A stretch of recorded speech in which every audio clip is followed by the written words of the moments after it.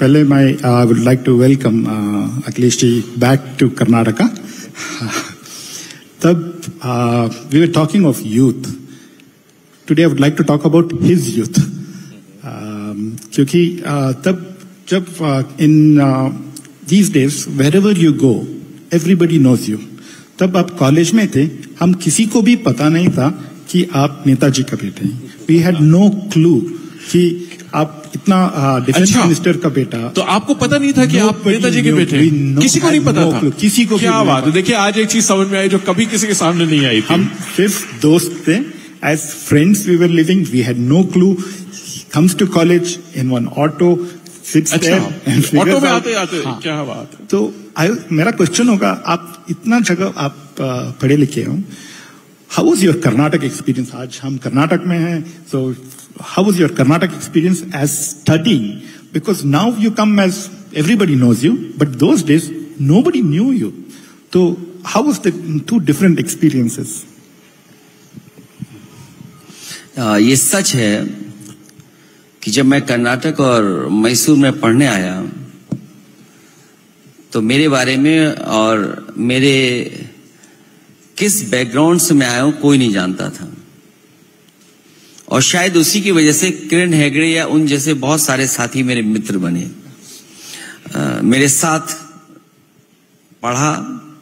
और शायद अगर मैं उसी रुतबे में आता तो शायद किरण हेगड़े जैसे मित्र और मेरे साथी जो बैठे हैं वो शायद मित्र, सच्चे मित्र नहीं बनते. क्या बात.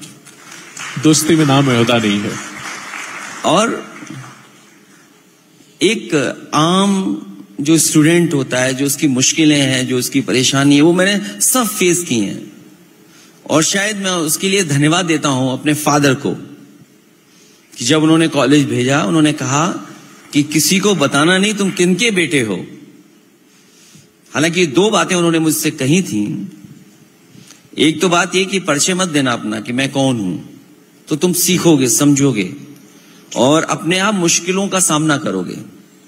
और उसका परिणाम ये हुआ कि मैसूर जगह पर आकर के, जहां बिल्कुल नॉर्थ से खाना अलग है, पहनावा अलग है, बोलचाल अलग है, उठना बैठना अलग है, भाषा अलग है, उसके बाद भी मैं ऐसे साथियों से मिला और मैं मुश्किलों का सामना करते हुए इंजीनियरिंग पास की. मैंने पढ़ाई का अनुभव जो कुछ मैंने सीखा है वो मैसूर से सीखा है, इंजीनियरिंग कॉलेज से सीखा.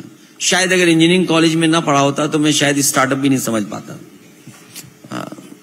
कर्नाटका ने बहुत कुछ दिया, मुझे ही बनाया इनफैक्ट. क्या बात कि जो आज भी अगर मैं लिखता हूं, जब मैं अपना नॉमिनेशन के पेपर्स भरता हूं तो कहां से डिग्री हासिल की है वो मुझे लिखना पड़ता है. तो मुझे वही कर्नाटक फिर याद आता है कि हाँ ये मेरे नॉमिनेशन पेपर्स में है. दूसरी बात जो मेरे फादर ने कहा था वो किसी कारण मैं नहीं कर पाया. उन्होंने कहा था कि भाषा जरूर सीखना, कन्नड़ जरूर सीख करके आना. तो वो शायद मैं नहीं कर पाया. तो क्या आपको कभी कभी लगता है कि अगर सीख लिया होता तो और अच्छा रहता? अगर मैं यहां पर भी अगर मैं कन्नड़ सीख लिया होता तो उसका मुझे पर्सनल लाभ तो मिलता ही मिलता, लेकिन प्रोफेशनली भी मुझे बड़ा लाभ मिलता. वही मेरा मतलब था कि यहाँ भी एक भाषा, लोकल भाषा में भी अपना हो जाता. बिल्कुल.